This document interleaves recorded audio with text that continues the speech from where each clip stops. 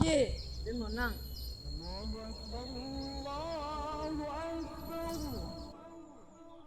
Hai kawan-kawan, tak azan tu dah ke masjid kita. Alah tanggung, saji itu masih ada besoknya. Besok saya lah tanggung. Nak, Ayah. kalau rantiang balik ke Pangka, kalau azan balik ke surau, alun selesai main. Lah tiba waktu rarak sanjo. Alun lah ya, tanggung. Rakiklah pulang ke surau nak. Alah cukui tu menitiak paluh di galanggang. Kini rakiklah pulang ke surau. Cubalah calik rarak sanjo nalah tiba di magari merah nan tagak di langit tu. Itulah janji nan memanggil. Ambil palitoko nak. Palitoko nan membimbing ayah di galok malam. Kalian tahu nak, hidup ko sarupo main layang-layang. Bilolah mendapat angin, tinggi melambung. Bilo sanjo tibo, pangka banang jan lapeh dari tangan.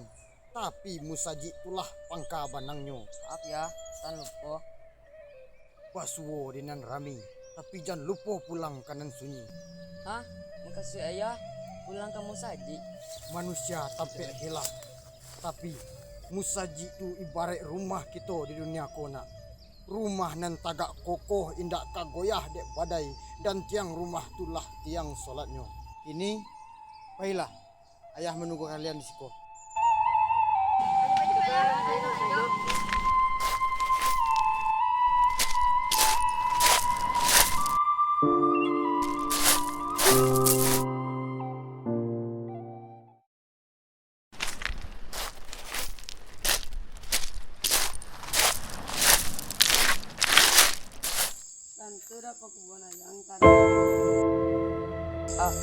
Ayah.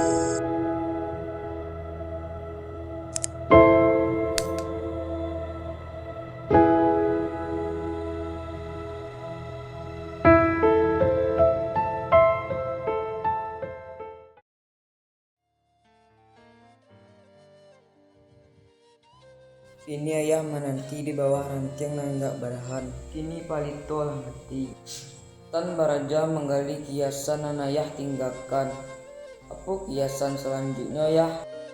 Layang-layang lah pulang ke Pangka Banang. Tapi di mana ayah? Tenanglah di sini ayah.